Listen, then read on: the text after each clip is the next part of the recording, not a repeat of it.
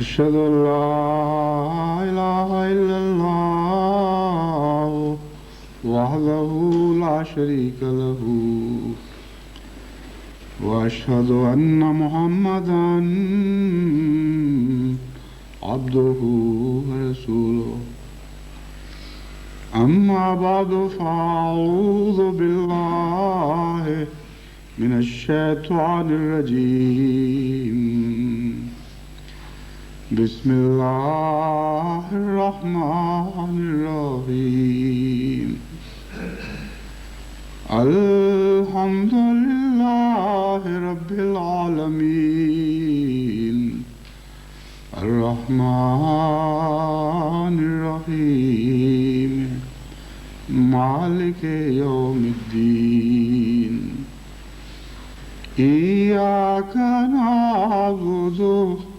وإياك نستعين اهدنا الصراط المستقيم صراط الذين أنعمت عليهم غير المغضوب عليهم ولا الضالين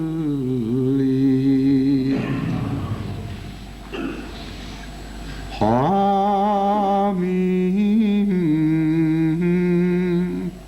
والكتاب المبين إنا أنزلناه في ليلة مباركة إنا كنا منذرين فيها يفرق كل أمر حكيم أمرا من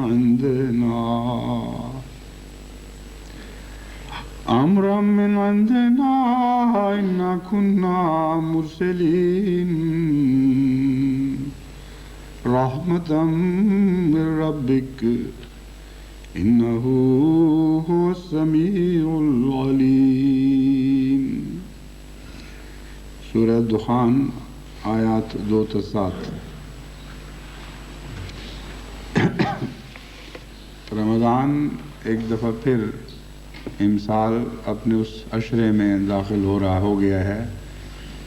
جس میں رمضان کی راتیں نسبتاً زیادہ بھیگ جاتی ہیں اور دن بھی بھیگ جاتے ہیں. یہ وہ عشرہ ہے جو دعاؤں کی قبولیت کا عشرہ ہے. اگرچہ ہر دن انسان پر دعا کی قبولیت کا دن بن کر چڑھ سکتا ہے اگر اسے سچی توبہ اور استغفار کی توفیق ملے، لیکن یہ وہ دن ہیں جو خصوصیت کے ساتھ قبولیت دعا کے دن کہلاتے ہیں، اور یہ وہ راتیں ہیں جو خصوصیت کے ساتھ قبولیت دعا کی راتیں کہلاتی ہیں، کیونکہ حضرت اقدس محمد مصطفیٰ صلی اللہ علیہ وآلہ وسلم نے ہمیں یہی خبر دی ہے کہ ان راتوں میں گویا خدا اپنے بندوں کے زیادہ قریب آ جاتا ہے. ان راتوں کے ساتھ کچھ خاص تقدیریں وابستہ ہیں، اور ان تقدیروں کو القدر کے طور پر قرآن کریم نے بیان فرمایا. القدر سے مراد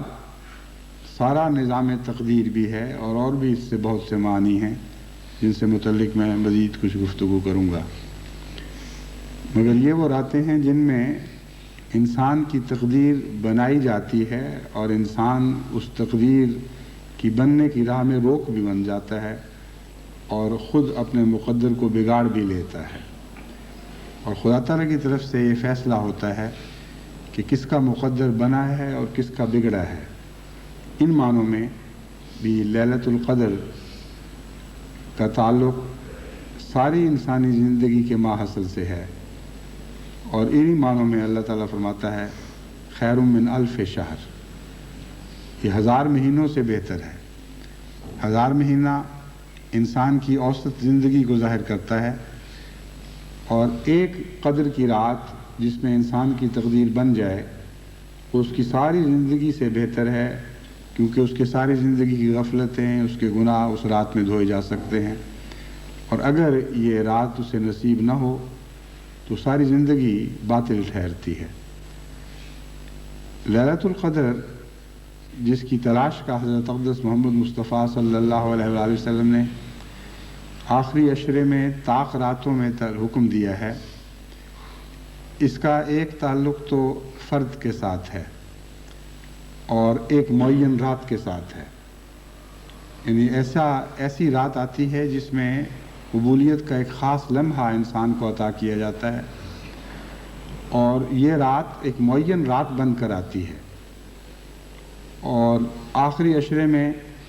21ویں 23ویں 25ویں 27ویں یا 29ویں رات لیلۃ القدر ہو سکتی ہے۔ فرمایا اس کو تلاش کرو۔ اس کا مطلب یہ ہے کہ آخری عشرے میں غیر معمولی طور پر جد و جہد کرو اور اپنی کمریں کس لو، جیسا کہ حضرت محمد مصطفیٰ صلی اللہ علیہ وسلم کے متعلق حضرت عائشہ بیان فرماتی ہیں کہ آخری عشرے میں اپنی کمر کس لیا کرتے تھے۔ پہلے بھی بہت عبادت کرنے والے تھے، مگر عبادت کا جو جوش و خروش آخری عشرے میں ظاہر ہوتا تھا اس کی کوئی مثال نہیں، اس کو بیان نہیں کیا جا سکتا۔ اور تلاش کرو کہ تمہیں نصیب ہو جائے، جس کا مطلب یہ ہے کہ یہ رات ہے تو معین، لیکن ہر شخص کے مقدر میں نہیں ہے۔ اور قدر کے ایک یہ بھی معنی اس رات پر صادق آتے ہیں کہ یہ رات خود بخود ہاتھ بڑھا کر ہر ایک کو نصیب نہیں ہو سکتی، بلکہ رات خود فیصلہ کرے گی کہ میں نے کس کا مقدر بننا ہے اور کس کا مقدر نہیں بننا۔ بس ان معنوں میں افراد کے ساتھ بھی اس کا تعلق ہے۔ ایک معین رات آتی ہے، معین اشخاص کو نصیب ہوتی ہے، اور بہت سے ہیں جو بد نصیبی میں معلوم رہ جاتے ہیں۔ اس کی پہچان میں نور کی تلاش کی بہت باتیں کی جاتی ہیں، اور یہ بیان کیا جاتا ہے کہ روشنی نازل ہو، آسمان میں بادل ہوں، چھینٹیں پڑیں اور خاص قسم کی روشنی کا آپ مشاہدہ کریں، لیکن حقیقت یہ ہے کہ یہ مغفرت کی رات ہے، بخشش کی رات ہے اور پاک تبدیلی کی رات ہے۔ وہ نور ہے جس کو تلاش کرنا چاہیے، اور یہ نور ظاہری طور پر بھی متمثل ہو سکتا ہے، اس سے انکار نہیں، لیکن یہ دل میں ایک شعلے کے طور پر گرتا ہے، اور جس کے دل پر یہ نور نازل ہو وہ جان لیتا ہے کہ آئندہ اس کی زندگی ایک تبدیل شدہ زندگی ہے، اس پر انقلاب آ چکا ہے، پہلی زندگی نہیں رہی، اور پہلی زندگی اس کے مقابل پر ایک رات دکھائی دیتی ہے جس کے آخر پر وہ توبہ اور قبولیت کی فجر نمودار ہوتی ہے، جس کے متعلق فرمایا گیا حتیٰ مطلع الفجر، مطلع فجر تک یہ رات جاری رہے گی۔ یعنی قدر کا آخری مقام مطلع فجر ہے، اور یہ مطلع فجر جس کو نصیب ہو جائے گویا اسے قدر کی رات مل گئی۔ اگر مطلع فجر نہ ہوا تو اندھیرا تو اس کے مقدر میں رہا، لیکن قدر کی رات نصیب نہ ہوئی۔ لیل اور لیلہ میں ایک فرق ہے جو مرزوقی نے خصوصیت سے بیان کیا، ورنہ بہت سے اہل لغت یہ کہتے تھے، یہ کہتے رہے ہیں، اب بھی کہتے ہوں گے کہ لیل اور لیلہ ایک ہی چیز کے دو نام ہیں، لیکن مرزوقی نے بہت ہی حکمت کی بات کی ہے۔ مرزوقی نے کہا کہ لیل اور لیلہ مشترک معنی بھی رکھتے ہیں، دن کے مقابل پر رات، نہار کے مقابل پر لیل۔ یہ ممکن ہے کہ اسی طرح ہم وزن اور ہم معنی ہوں، جیسے یوم کے مقابل پر لیلہ کہا جاتا ہے، لیکن مرزوقی نے کہا کہ حقیقت میں جس طرح لیل اور نہار کا جوڑ ہے، اسی طرح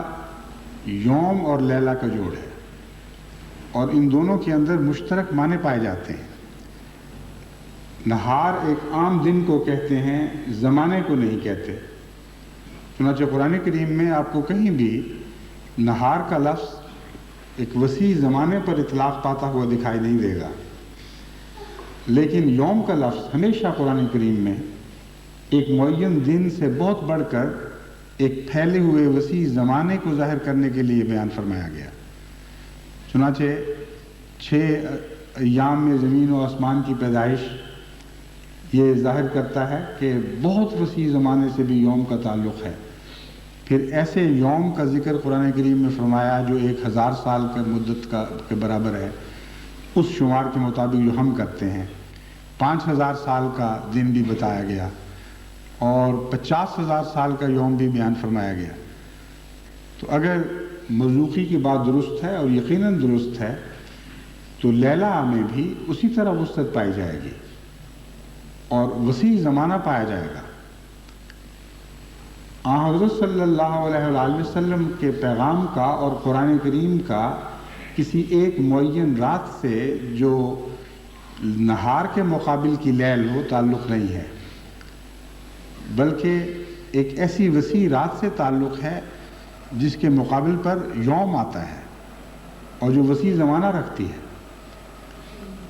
ان افراد کو تو ایک رات کا ایک لمحہ نصیب ہو جائے تو ان کی زندگی بن جاتی ہے اور زندگی کا مقصد پورا ہو جاتا ہے، مگر حضرت اقدس محمد مصطفیٰ صلی اللہ علیہ وآلہ وسلم کی زندگی کا مقصد اس سے بہت زیادہ وسیع تھا۔ اس لیے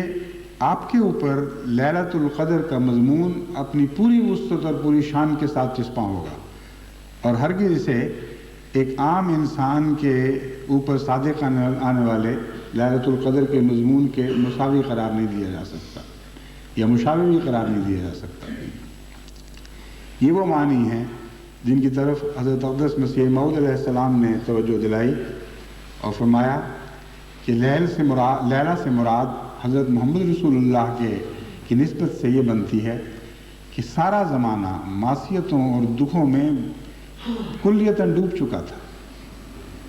ایسی مصائب کی رات تھی، ایسی گناہوں کے غیر معمولی طور پر بڑھ کر چھا جانے کی رات تھی کہ گویا ظلمات ہر جگہ مسلط ہو چکی تھی۔ ان اندھیروں میں محمد مصطفیٰ صلی اللہ علیہ وآلہ وسلم کا نور چمکا، اور یہ اس رات کی فجر تھی۔ یعنی حضرت محمد مصطفیٰ صلی اللہ علیہ وآلہ وسلم پر جو اللہ کا نور نازل ہوا ہے، یہ وہ نور ہے جس نے رات کی تقدیر بدلی ہے، اور حتیٰ مطلع الفجر میں محمد مصطفیٰ صلی اللہ علیہ وآلہ وسلم کا طلوع مراد ہے، اور اسی نسبت سے حضور اکرم صلی اللہ علیہ وآلہ وسلم کو سورج بیان فرمایا گیا، جبکہ دیگر انبیاء کو مختلف القابات ملے ہیں۔ سورج کا لفظ خصوصیت کے ساتھ حضرت محمد مصطفیٰ صلی اللہ علیہ وآلہ وسلم کے لیے مقدر فرمایا گیا، اور اس میں لیلۃ القدر کے معنی اور فجر کے معنی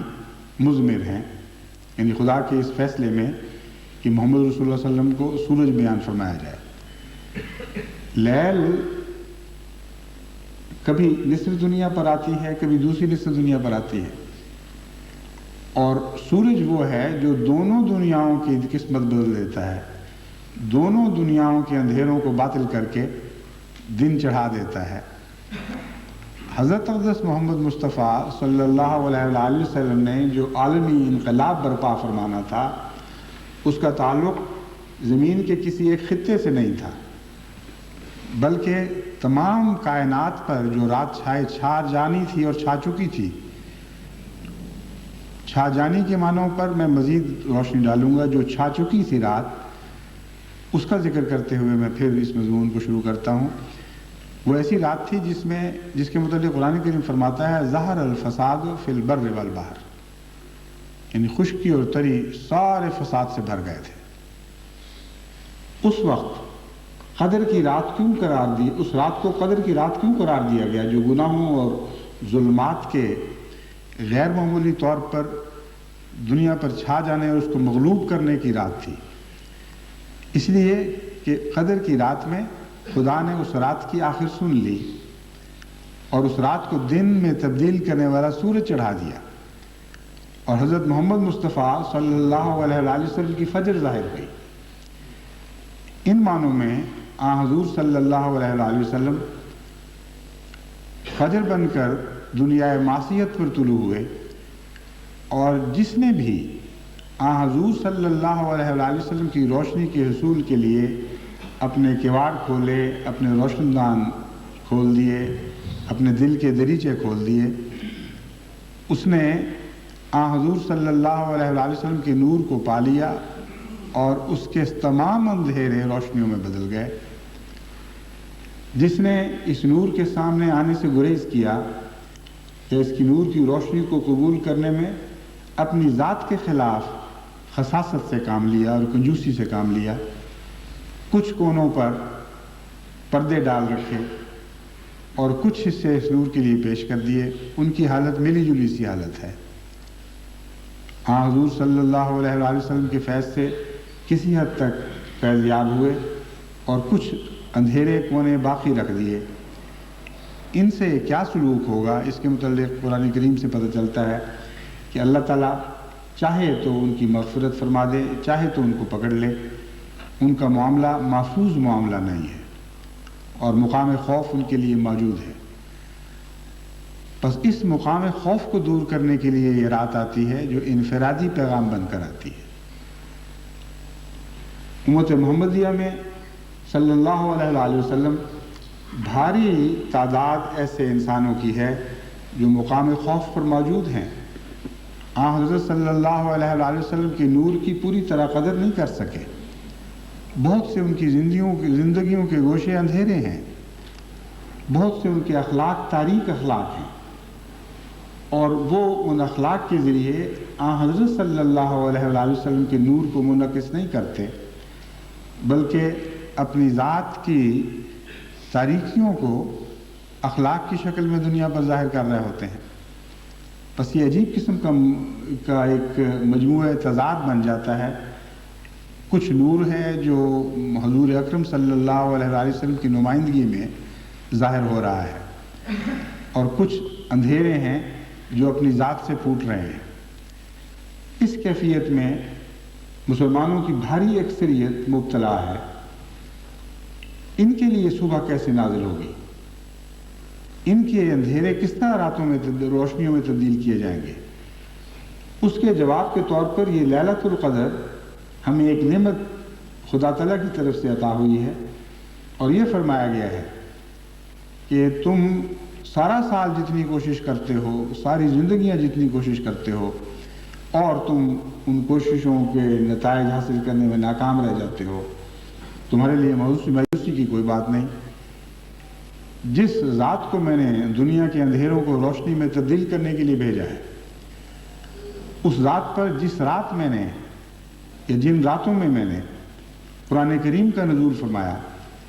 یہ راتیں مجھے اتنی پیاری ہیں کہ اگر ان راتوں میں اٹھ کر میرا کوئی بندہ مجھ سے کامل خلوص کے ساتھ بخشش طلب کرے گا اور اپنے پرانے گناہوں سے تائب ہوتے ہوئے میرے غفران کی چادر میں لپٹنے کے لیے بے چین ہو جائے گا، تو میں اس سے وعدہ کرتا ہوں کہ یہ رات اس کی زندگی کی تمام راتوں اور تمام دنوں سے زیادہ بہتر ہوگی، اور وہ اپنی زندگی کے مقصود اور مطلوب کو پا جائے گا۔ بس حضرت صلی اللہ علیہ وآلہ وسلم کی زندگی کا مقصود اور مطلوب دونوں دنیاؤں کو روشن کرنا، اور ہر زمانے کے لیے روشن کرنا، اور ہر زمانے کے لیے روشن کرتے چلے جانا تھا،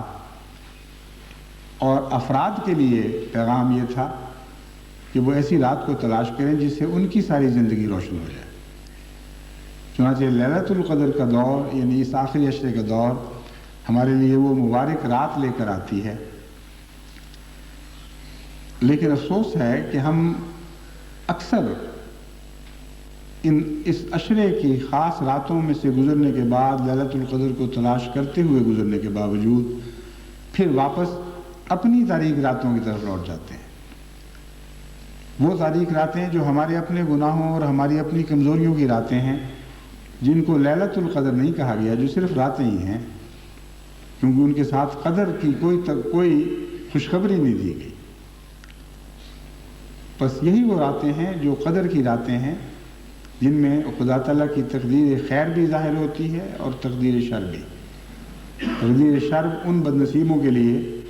جو ان راتوں سے فائدہ اٹھائے بغیر ان سے گزر جاتے ہیں، اور تقدیر خیر ان کے لیے جو ان راتوں میں سے کوئی ایک ایسا لمحہ پا جاتے ہیں جس کی چمک دمک، جس کی لمحات ان کی ساری زندگی کی تاریکیوں کو روشن کر دیتی ہے۔ بس یہ وہ خاص مبارک راتیں ہیں جن میں ہم داخل ہو چکے ہیں، اور جماعت احمدیہ کو ان کی طرف خصوصیت سے توجہ کرنی چاہیے، اور ہم میں سے ہر شخص کو انفرادی طور پر یہ کوشش کرنی چاہیے ان راتوں سے گزر کر وہ ایک نیا انسان بن کر نکلے، اور اس کی اپنی تاریک راتیں ہمیشہ کے لیے اس سے منہ موڑ لیں، اور حضرت محمد مصطفیٰ صلی اللہ علیہ وسلم کا سورج ہمیشہ کے لیے اس پر روشن ہو اور اس کے ہر تاریک گوشے کو روشنی میں تبدیل فرما دے۔ دوسرا معنی زمانے کے ساتھ تعلق رکھنے والا جو معنی ہے، اس کی تکرار کی طرف قرآن کریم میں اشارہ ہے، اور اسی لیے میں نے آج کی تلاوت کے لیے سورہ قدر کو نہیں چنا، بلکہ سورہ دخان کی ان آیات کو چنا ہے جن میں لیلۃ القدر کے دوبارہ ظہور کا ذکر فرمایا گیا ہے، اور یہ خوشخبری دی گئی ہے کہ آئندہ زمانے کے اندھیروں کو بھی حضرت محمد مصطفیٰ صلی اللہ علیہ وسلم کی بعثت ثانیہ کے ذریعے روشنی میں تبدیل فرمایا جائے گا، اور یہ حضرت ہی کا فیض ہوگا، اور حضور اکرم صلی اللہ علیہ وسلم ہی کا نور ہوگا جو دوبارہ آخری زمانے میں چمکے گا۔ سورہ دخان میں ان آیات کو رکھنے میں ایک بڑی حکمت ہے۔ سورہ دخان وہ صورت ہے جو اندھیروں سے تعلق رکھتی ہے، جس کے متعلق فرمایا گیا کہ دھواں دنیا پر چھا جائے گا، اور بڑا مہلک دھواں ہوگا۔ مادی لحاظ سے بھی وہ مہلک دھواں ہوگا، اس میں اس کی ریڈیشن زندگی کو ہلاک کرنے والی ہوگی، اور روحانی لحاظ سے بھی ایک ایسی تہذیب کا دھواں ہوگا جو ساری دنیا کو روحانی ہلاکتوں میں مبتلا کر دے گا۔ جس پر اس دھوئیں کا سایہ آیا وہ اس کے لیے موت، یعنی روحانی موت کا پیغام بن کر آئے گا، اور جس نے اس کو قبول کیا اور اس سے محفوظ نہ رہا، اس کی اخروی زندگی گویا کہ ہمیشہ کے لیے تباہ و برباد ہو گئی۔ ایسے موقع پر خوشخبری بھی تو کوئی ہونی چاہیے تھی کہ وہ بچنے کی راہ بھی تو تجویز ہونی چاہیے تھی۔ حضرت صلی اللہ علیہ وسلم نے دجال سے ڈرایا اور سورہ دخان کے مضمون کو دجال کے ساتھ باندھا، اور ہمیں اس بات کی عقل عطا فرمائی کہ دجال کا زمانہ سورہ دخان میں بیان ہوا ہے، اور اس سے بچنے کے لیے ہمیں بہت سی نصائح فرمائیں۔ ان نصائح میں سے ایک یہ بھی ہے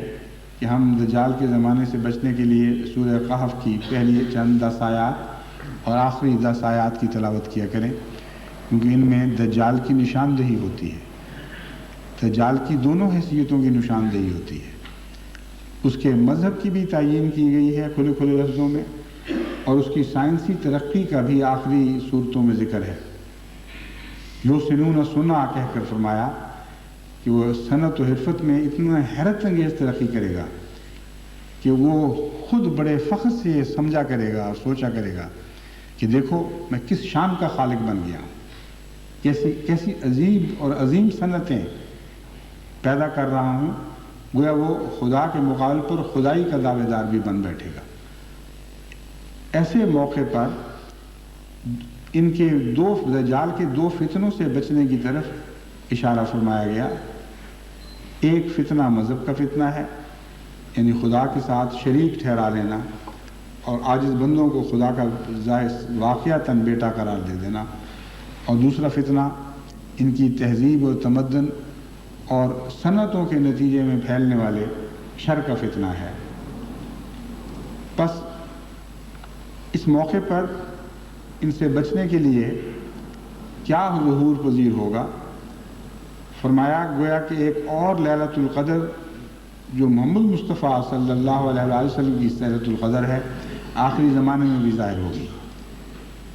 اور اس زمانے کی بھی سنی جائے گی۔ اس مضمون کو مختلف رنگ میں قرآن کریم میں مختلف جگہ پہ بیان فرمایا گیا ہے۔ چنانچہ ایک جگہ فرمایا وَالْعَصْرِ إِنَّ الْإِنسَانَ لَفِي خُسْرٍ إِلَّا الَّذِينَ آمَنُوا وَعَمِلُوا الصَّالِحَاتِ، یعنی زمانے کی قسم ہے کہ سارا زمانہ گھاٹے میں چلا گیا ہے۔ ظہر الفساد فی البر والبحر کا نقشہ ہے، لیکن ایک استثناء کے ساتھ۔ یہ اس زمانے کی بات ہے جب محمد رسول اللہ صلی اللہ علیہ وسلم کے ماننے والے بھی موجود ہوں گے، اور ان کا استثناء فرمایا گیا ہے۔ اس لیے اگر آپ باریک نظر سے دیکھیں تو یہ دو مختلف زمانے کی باتیں ہیں۔ ایک وہ زمانہ ہے جس کے متعلق فرمایا ظہر الفساد فی البر والبحر، اور وہ زمانہ ہے جب کہ اس فساد کو دور کرنے کے لیے ایک ہی سورج ظاہر ہوا ہے، اور وہ محمد مصطفیٰ صلی اللہ علیہ وسلم کا سورج ہے، اور اس کی شعاعوں اور اس کی روشنی کے نتیجے میں پھر نورانی وجود پیدا ہونے شروع ہوئے۔ لیکن جب تک محمد مصطفیٰ صلی اللہ علیہ وسلم ظاہر نہیں ہوئے، جب تک آپ کی فجر طلوع نہیں ہوئی، یہ رات مکمل رات تھی۔ مگر آخری زمانے کی جس رات کا ذکر سورہ عصر میں بیان فرمایا گیا، اس میں مستثنیٰ ساتھ ہی کر دیا، اور اس میں ایک یہ بھی خوشخبری ہے کہ حضور صلی اللہ علیہ وآلہ وسلم کے ماننے والوں پر قیامت تک کوئی ایک ایسا دور نہیں آئے گا جس میں کچھ مومن اور کچھ صالحین ایسے نہ ہوں جن کو خدا تعالیٰ ہلاک ہونے والوں سے مستثنیٰ قرار نہ دے دے۔ لازماً قیامت تک محمد رسول اللہ صلی اللہ علیہ وآلہ وسلم کا نور کسی نہ کسی شکل میں ضرور زمین پر جلوہ گر رہے گا، اور ایک لمحہ بھی ایسا نہیں آ سکتا سارا زمانہ تاریکیوں میں ڈوب جائے کہ وہ تاریکیاں اس نور کو بھی غرق کر دیں۔ یہ ضرور چمکتا رہے گا اور امید کی کرنیں دنیا کو عطا کرتا رہے گا۔ پس والعصر نے جس اندھیری رات کا ذکر فرمایا، وہاں لیلۃ القدر کے مضمون کو ایک اور رنگ میں بیان فرمایا ہے۔ فرمایا ہے روشنی مٹی نہیں ہے پوری طرح، ابھی موجود ہے۔ تم ٹٹولو اور دیکھو، اپنے دلوں کو ٹٹول کر دیکھو، اگر تم مومن ہو اور خدا کے پاک رسول محمد مصطفیٰ صلی اللہ علیہ وآلہ وسلم سے وابستہ ہو، تو تم میں سے ہر ایک کے اندر استثناء کے امکانات موجود ہیں، اور وہ استثناء کامل اس طرح بنے گا اِلَّا الَّذِينَ آمَنُوا وَعَمِلُوا الصَّالِحَاتِ، ایسے لوگوں کو مستثنیٰ کیا جائے گا جو صرف حضور صلی اللہ علیہ وآلہ وسلم پر ایمان ہی نہیں لاتے، بلکہ عمل صالح سے اس ایمان کی تصدیق کرتے ہیں، اور پھر اکیلے نہیں رہتے، اجتماعی کوشش کرتے ہیں۔ وَتَوَاصَوْا بِالْحَقِّ وَتَوَاصَوْا بِالصَّبْرِ، ان کے ذریعے رات کس طرح تبدیل کی جائے گی اور کیسے تبدیل کی جاتی ہے، اس مضمون کو بیان فرمایا ہے۔ فرمایا ہے وہ ویسے بندے ہوں گے جو مستثنیٰ ہوں گے گھاٹے والے زمانے سے، لیکن استثناء صرف ان کی ذات تک محدود نہیں رہے گا۔ وہ اس بات پر راضی نہیں رہیں گے کہ ہمیں خدا تعالیٰ نے مستثنیٰ کر دیا ہے اور ہم ہلاک ہونے والے نہیں، بلکہ ان کی صفات یہ بیان فرمائیں، ایمان لانے والے ہیں محمد رسول اللہ پر، نیک اعمال کرنے والے ہیں، اور ان دونوں باتوں کو اپنی ذات تک محدود رکھنے والے نہیں ہیں، بلکہ دعوت اللہ کرنے والے ہیں، اور اپنی خوبیوں کو زمانے میں پھیلانے والے اور اپنی نیکیوں کو دنیا میں بانٹنے والے ہیں۔ اور ان کا طریق کیا ہے؟ فرمایا وَتَوَاصَوْا بِالْحَقِّ، نیک نصیحت ان کا ذریعہ ہے، ان کے پیغام پہنچانے کا ذریعہ ہے۔ کوئی تلوار ان کے ہاتھ میں نہیں، کوئی نیزے کی انی نہیں ہے جس سے ڈرا کر اور سینوں کو چھید کر وہ دلوں میں ایمان داخل کرے۔ وہ نیک نصیحت کرنے والے لوگ ہیں،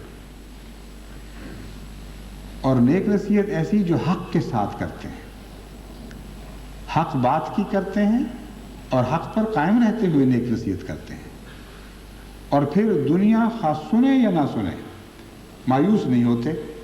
اور اپنی نصیحت پر قائم رہتے ہیں اور مستحکم ہو رہتے ہیں، ان کے پائے ثبات پہ لغزش نہیں آتی، نیک نصیحت کرتے ہیں اور کرتے چلے جاتے ہیں،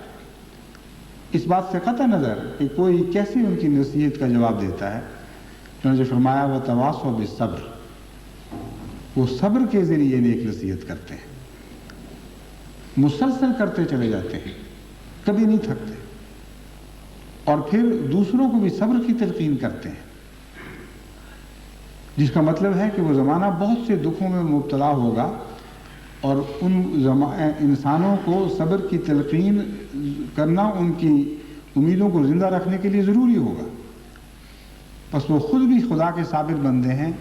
नेक नसीहत पर सब्र करके बैठ रहते हैं, हक बात की नसीहत करते हैं, और वो लोग जो बेचैन होते हैं कि ज़माने का क्या बनेगा, उनको भी सब्र की तलकीन करते हैं और उनको बताते हैं कि ये वो नूर है जो ज़ाया होने के लिए नहीं आया, ये वो नूर है जिसके मुक़द्दर में जिसकी सरिश्त में नाकामी नहीं लिखी गई, ये लाज़िमन गालिब आने वाला नूर है, क्योंकि ये वही नूर है जिसके मुतालिक कुरान करीम ने पहले बयान फरमाया है हत्ता मतलअल फजर, कि फजर तो लाज़िमन तुलू होगी। और मोहम्मद मुस्तफ़ा सल्लल्लाहु अलैहि वसल्लम जिनके वजूद से ये अंधेरी रात एक कदर की रात में तब्दील हुई है, वो बिल आखिर उस रोशनी पर मुंतज हो जाएगी जिसे फजर की रोशनी कहा जाता है, जो सारे आलम को ढांप लेती है। और ये रोशनी आधे ज़माने के लिए नहीं रहेगी, बल्कि ये दिन दूसरी दुनिया पर भी चढ़ेगा और लाज़िमन तमाम दुनिया इस नूर से इस्तिफ़ादा करेगी। ये वो मज़मून है जो कुरान करीम की मुख्तलिफ़ आयात के इकट्ठे मुतालिया से बिलाशुबा बड़ी वाज़ेह तौर पर रोशन और वाज़ेह होता है। ये जो आयात मैंने तिलावत की हैं, जिनका सूरह दुखान से ताल्लुक़ है, इनका हुज़ूर सल्लल्लाहु अलैहि वसल्लम की आखरीन में बासत से ताल्लुक़ है, जिसकी खुशखबरी सूरह जुमा में दी गई थी। और इसीलिए इस लैलतुल क़द्र के ज़िक्र को दोबारा ज़िक्र को सूरह दुखान के साथ वाबस्ता फरमाया गया, क्योंकि इस सूरत में एक बहुत ही ख़तरनाक आलमी अंधेरे का ज़िक्र है। अल्लाह ताला फरमाता है हामीम, हम्द और मजद वाला खुदा है, वल किताबिल मुबीन, और इस खुली खुली किताब की कसम है, इस खुली खुली किताब की गवाही है। इन्ना अंज़लनाहु फ़ी लैलतिन मुबारका, कि हमने इस कुरान को जो साहिब हम्द और साहिब मजद खुदा की तरफ से नाजिल हुआ है, एक ऐसे तारीख ज़माने में उतारा है जिसे बरकत दी गई है। तारीख होते हुए भी वो बरकतों का ज़माना है, क्योंकि तारीख रातों में जो रोशनी पा जाता है उससे बढ़कर मुबारक और कोई नहीं हो सकता। दिन के ज़ाहिर होने पर जो रोशनी पाते हैं, वो रोशनी तो हर कस व नाकिस को मिल जाती है, मगर असल बरकतें उन लोगों के मुक़द्दर में होती हैं जो अंधेरी रातों में रोशनियाँ पा जाते हैं। तो फरमाया कि एक ऐसी लंबी तवील रात का ज़माना आने वाला है जिसके मुतालिक हम तुम्हें पहले से ही खुशखबरी देते हैं कि उस रात के तमाम दुखों का इलाज कुरान करीम में है, जो हमीद व मजीद खुदा की तरफ से नाज़िल किया गया। इसी किताब के नुज़ूल ने हज़रत सल्लल्लाहु अलैहि वसल्लम के तुफ़ैल दुनिया की अंधेरी रातों को मुबारक रातों में तब्दील कर दिया है। लेकिन ये मुबारक रातें सिर्फ उनके लिए मुबारक होंगी जो कुरान करीम की रोशनी से फैज़ उठाएं। बाकियों के लिए तो वल अस्र इन्नल इंसान लफ़ी खुस्र की तकदीर जारी व सारी रहेगी। फिर फरमाया इन्ना कुन्ना मुनज़रीन। अब देखें खुदा ताला का कलाम कैसा फसीह व बलीग़ है। लैलतिन मुबारका के बाद बज़ाहिर ये आना चाहिए कि खुश हो जाओ, लैले मुबारक रातों का ज़माना आ गया। फरमाता इन्ना कुन्ना मुनज़रीन, हम तुम्हें डरा रहे हैं, पैगाम को समझो। रातें ही हैं और उनके ख़तरात उसी तरह हैं। हम ये खुशखबरी दे रहे हैं कि हज़ूर अकरम हज़रत मोहम्मद मुस्तफ़ा सल्लल्लाहु अलैहि वसल्लम से ताल्लुक़ जोड़कर तुम्हारी अंधेरी जुल्म की रातें मुबारक रातों में तब्दील हो सकती हैं, लेकिन तुम्हें ज़रूर कुछ करना होगा। اگر تم کچھ نہیں کرو گے اور کوشش نہیں کرو گے محنت کر کے محمد مصطفیٰ صلی اللہ علیہ وآلہ وسلم کے نور سے اپنا تعلق نہیں باندھو گے تو پھر تمہاری راتیں مبارک راتیں نہیں بن سکیں گی۔ تو منذرین کہہ کر یہ بات بیان فرما دی، اور پھر اگلی آیت میں فیہا یفرق کل امر حکیم میں اسی مضمون کو مزید وضاحت سے بیان فرمایا۔ فرمایا وہ کیسی راتیں ہیں، یہ کیسا دور ہے جس میں قرآن کریم نازل فرمایا گیا ہے؟ یہ ایسا دور ہے جس میں فرق کر کے دکھایا گیا ہے۔ من یفرق کل امر حکیم، یفرقوں کا مطلب ہے کھول کر بیان کر دیا گیا، تشہیر کر دی گئی، اور فرق کر کے تمیز کر کے دکھا دیا گیا۔ کس بات میں؟ امر حکیم میں، حکمت والے امر میں،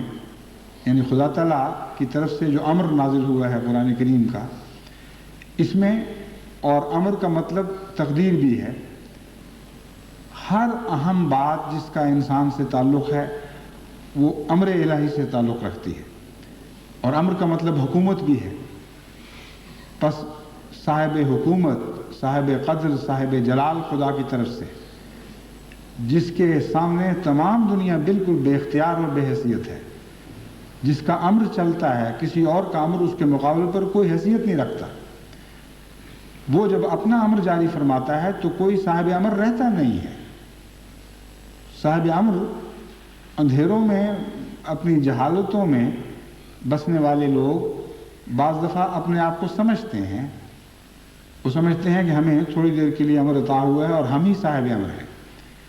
مگر قرآن کریم سے پتہ چلتا ہے کہ امر صرف خدا کے لیے ہے، اور جب خدا اپنے ہاتھ میں اپنا امر لے لیتا ہے تو سارے امر باطل ہو جاتے ہیں۔ فرمایا ہم نے فرق کر کے دکھانے والا کلام نازل فرمایا ہے، ایسا کلام جس میں فرق کر کے دکھایا گیا ہے۔ ہر ایسے معاملے میں جو صاحب حکمت ہے اور انسان کی تقدیر سے اس کا تعلق ہے، ہر امر حکیم کو ہر بد امر سے الگ کر کے دکھا دیا گیا، یہ معنی بنتے ہیں۔ یعنی حکمتوں کے خزانے لٹائے گئے ہیں اور ان میں کوئی بھی کنجوسی نہیں کی گئی۔ من کل امر حکیم کا مطلب یہ ہے کہ جتنی بھی حکمتیں انسان کے مسالے اور ان کی فوائد کے لیے ضروری تھی، ان حکمتوں سے تعلق میں تمام امور بیان فرما دیے گئے اور کھول کر بیان فرما دیے گئے۔ یعنی انسان کی تمام ضرورتیں قرآن کریم نے پوری کر دی، اور جس انسان کی ساری ضرورتیں پوری ہو جائیں اس کو کسی رات کا کیا ڈر رہتا ہے؟ یہی وہ قرآن ہے جو لیلا کے یعنی اندھیرے کے زمانوں کو ایک دائمی روشنی کے زمانے میں تبدیل کرتا ہے۔ اور حضرت صلی اللہ علیہ وآلہ وسلم پر یہ کلام نازل ہوا، اور حضور صلی اللہ علیہ وآلہ وسلم اسی لحاظ سے خدا کا نور کہلائے۔ یعنی آپ میں اور کلام میں حقیقتاً کوئی فرق نہیں رہا، جیسا کلام الہی تھا ویسے آپ بن گئے۔ جن سانچوں میں کلام الہی انسان کو ڈھالنا چاہتا تھا، حضرت محمد مصطفیٰ صلی اللہ علیہ وآلہ وسلم انہی سانچوں میں ڈھلتے چلے گئے۔ کلام مجسم نور تھا، بس حضرت محمد مصطفیٰ صلی اللہ علیہ وآلہ وسلم بھی مجسم نور ہو گئے، اور یہ وہ نور ہے جو لیلۃ القدر کو دکھائی دینا چاہیے۔ یعنی محمد مصطفیٰ کا نور، کلام الہی کا نور، جو در حقیقت ایک ہی چیز کے دو نام ہیں۔ بس آپ اگر ایک ظاہری چمک کو، ایک بجلی کی چمک کو لیلۃ القدر سمجھ کر اپنی ذات میں خوش ہوتے رہیں تو آپ کی مرضی ہے، جو چاہیں سوچیں اور جو چاہیں کریں، لیکن وہ نور جو دل پر نازل نہیں ہوتا، جو جیسا کہ میں نے کھول کر بیان کیا ہے قرآن کا نور اور محمد مصطفیٰ کا نور ہے، وہ نور اگر آپ کو نصیب نہیں ہوتا تو ہزار بجلیاں آپ کر چمکتی رہیں، آپ کے لیے روشنی کا پیغام نہیں بلکہ ہلاکت کا پیغام لے کر آئیں گے۔ آپ وہ غلط فہمیوں میں مبتلا کرنے والی ہوں گی، آپ دھوکوں میں مبتلا ہو جائیں گے، نفس کے اندھیروں میں اور زیادہ ڈوب جائیں گے۔ آپ سمجھیں گے کہ آپ अहलुल्लाह बन गए हैं, वली बनकर उभरे हैं इस रात। लेकिन अगर दिल ने यह गवाही न दी कि आप पर कलाम इलाही का नूर नाजिल हुआ है, आपके अंदर एक पाक तब्दीली पैदा की गई है और मोहम्मद मुस्तफ़ा सल्लल्लाहु अलैहि वसल्लम से आपका एक अटूट रिश्ता जोड़ दिया गया है, तब तक ये ज़ाहिरी इलामतें कोई भी हैसियत नहीं रखती। हाँ, अगर ये नसीब हो जाए तो फिर बाज़ औक़ात अल्लाह ताला अपने बंदों से प्यार और मोहब्बत के सलूक के इजहार के तौर पर ये ज़ाहिरी इलामतें भी ज़ाहिर फरमाता है। अदियान में मुझे याद है बचपन के ज़माने में लैलतुल क़द्र की रातों की सुबह अक्सर लोग सवाल किया करते थे, कुछ ज़ाहिर हुआ। लेकिन बुज़ुर्ग सहाबा और आरिफ बिल्लाह लोगों से जब भी ये सवाल किया गया है, उन्होंने अपनी क़ल्बी कैफियत को निशान बताया है। हमेशा यही कहा करते थे कि अल्लाह के फजल के साथ दिल पर जो कैफियत तारी हुई वो एक इंशराह की कैफियत थी, इंबिसात की कैफियत थी, रूहानी सुरूर की कैफियत थी। और उसके साथ ही अल्लाह ताला ने कुछ ज़ाहिरी नज़ारे भी ऐसे दिखाए जिनसे अंदरूनी कैफियतों को मज़ीद तक़वियत मिली। लेकिन बच्चे बाज़ दफ़ा कह दिया करते थे कि जी हमने लैलतुल क़द्र देख ली, इत्तेफाक से मौसम ऐसा था, रात बिजलियाँ चमकी और रोशनी खिड़की के रास्ते कमरे में दाखिल हुई और बच्चों ने समझ लिया जी हमने लैलतुल क़द्र देख ली। उनका शुगल ठीक था, नेकी की खातिर ये बचपन की बातें थीं, मगर बड़ों को ये बचपन की बातें ज़ेब नहीं देती,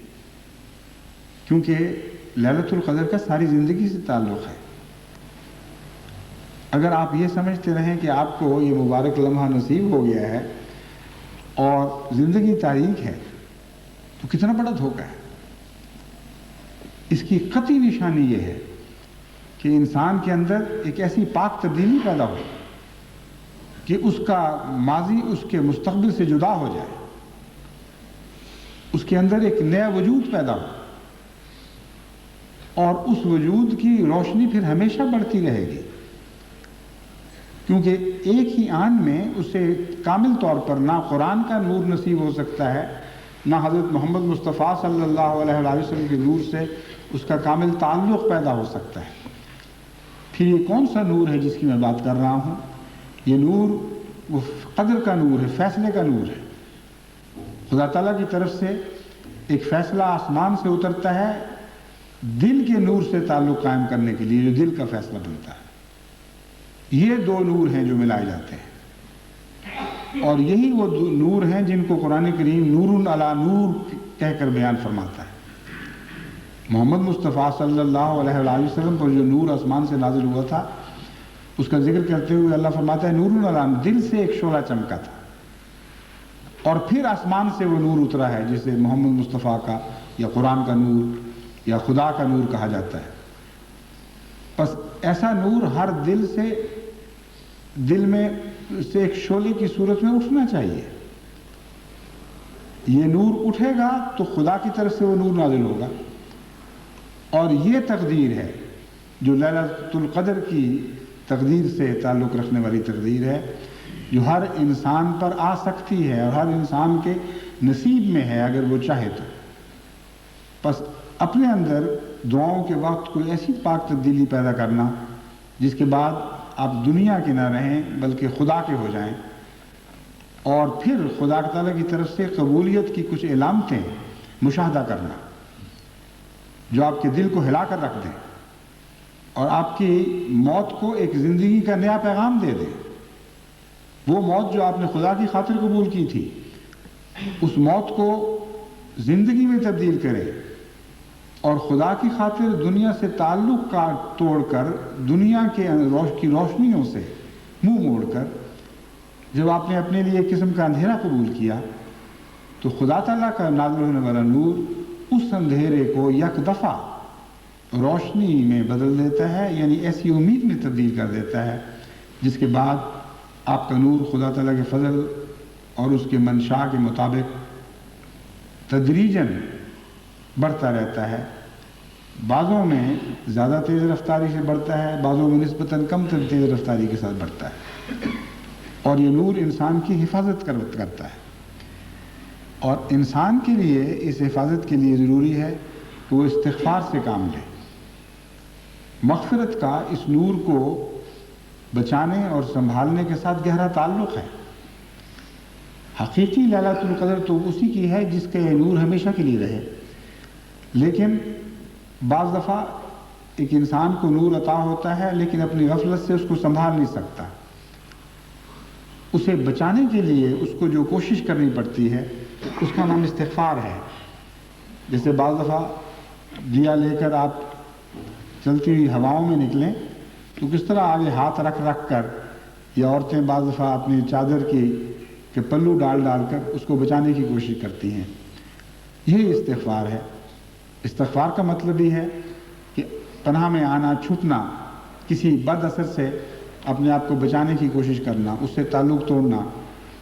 بس ہواؤں سے اس طرح اپنے آپ کو بچانا، یہ استغفار ہے۔ ہمیں یہ خوشخبری تو دی گئی ہے کہ جو نور حضور اکرم صلی اللہ علیہ وآلہ وسلم کو عطا ہوا اس کو دنیا کی کوئی آندھی بجھا نہیں سکے گی، وہ ہمیشہ چمکتا رہے گا۔ لیکن ہر شخص کو اس بات کی ضمانت نہیں دی گئی کہ اس کا نور محفوظ رہے گا، بلکہ استغفار کے ذریعے ہمیں نصیحت فرمائی گئی کہ مسلسل اس نور کی حفاظت کی کوشش کرو۔ چنانچہ قرآن کریم میں اللہ تعالیٰ فرماتا ہے یہ وہ نور، محمد مصطفیٰ کا نور، لوگوں کی پھونکوں سے بجھایا نہیں جا سکتا، ہو نہیں سکتا، کیونکہ یہ ہمیشگی کا نور ہے اور خدا اس کی حفاظت فرما رہا ہے۔ لیکن اس ضمانت کے باوجود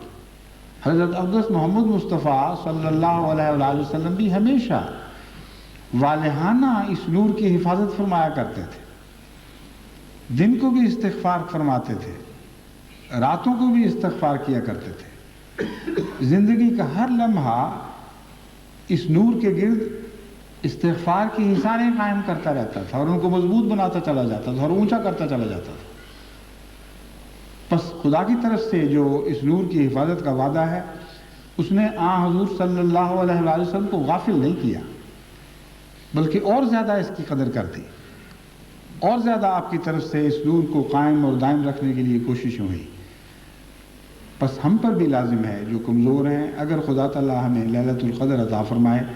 اور خدا کرے کہ ہم میں سے ہر ایک کو یہ لیلۃ القدر نصیب ہو، کہ ہم بھی اس نور کی پھر حفاظت کریں اور دل و جان سے اس پر نگران رہیں۔ اپنے نفس کی پھونکیں ہیں جن سے ہمیں ڈر کی زیادہ ضرورت ہے۔ دشمن کی پھونکیں بے حقیقت اور بے معنی ہیں، لیکن نفس کی پھونکیں زیادہ خطرناک ہیں، وہ زیادہ اس نور کو بجھانے کی صلاحیت رکھتی ہیں۔ اس لیے یہ بھی دعا سکھائی گئی کہ ہم من شرور انفسنا ومن سیئات اعمالنا، من سیئات اعمالنا، اے خدا ہم تجھ سے پناہ مانگتے ہیں من شرور انفسنا، اپنے نفس کے شرور سے، ومن سیئات اعمالنا، اور اپنے اعمال کی بدیوں سے۔ یہ سب سے زیادہ خطرناک حملہ ہے جو انسان پر ہو سکتا ہے،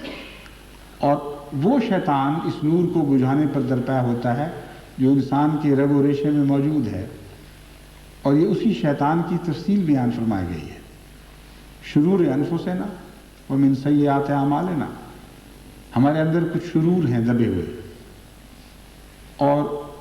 شر کا بھی ایک تعلق شعلے سے ہے،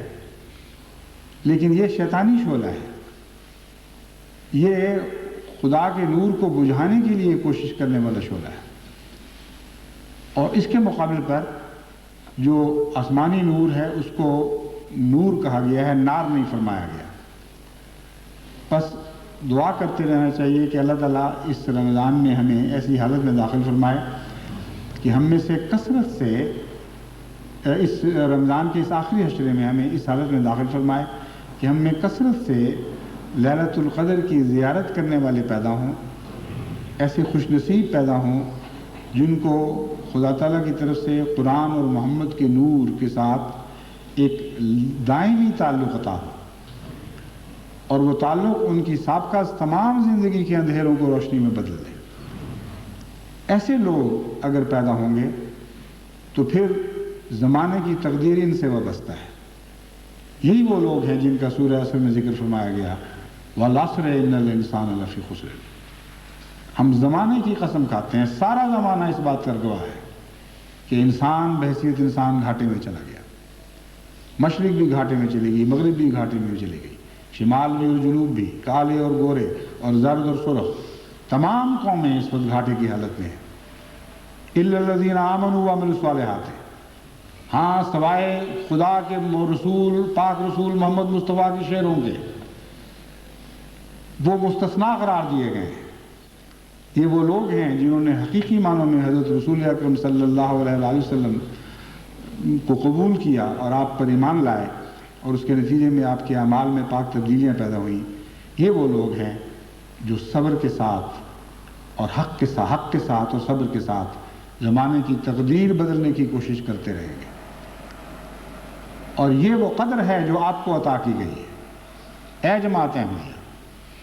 اس قدر کی رات کی قدر کرو. تم نے وہ صبح طلوع کرنی ہے جو نور مصطفی کی صبح ہوگی. تم نے وہ صبح طلوع کرنی ہے جو نور فرقان کی صبح ہوگی. لیکن دعاؤں اور عاجزی اور انکساری کے ساتھ، صبر کے ساتھ اور حق کے ساتھ، مستقل مزاجی کے ساتھ یہ جد و جہد کرتے ہوئے اور یہ دیکھتے ہوئے کہ کیا تمہیں خود یہ صبح نصیب ہو گئی ہے کہ نہیں. اگر تمہیں یہ صبح نصیب ہو گئی تو یاد رکھو کہ دنیا کی تقدیر بھی روشن ہو جائے گی، اور اگر تمہیں یہ صبح نصیب نہیں ہوئی تو کس روشنی سے دنیا کی تقدیر بدلو گے.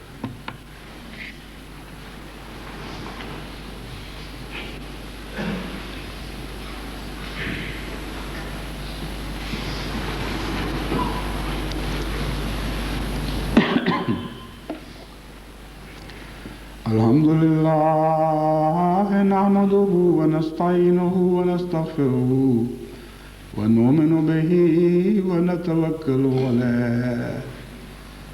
ونعوذ باللہ من شرور انفسنا ومن سیئات اعمالنا من یهده اللہ فلا مضل له ومن يضلله فلا هادي له ونشهد أن لا إله إلا الله وحده لا شريك له ونشهد أن محمدا عبده ورسوله. عباد الله رحمكم الله، إن الله يأمر بالعدل والإحسان وإيتاء ذي القربى وينهى عن الفحشاء والمنكر والبغي يعظكم لعلكم تذكرون. اذكروا الله يذكركم وادعوه يستجب لكم ولذكر الله أكبر.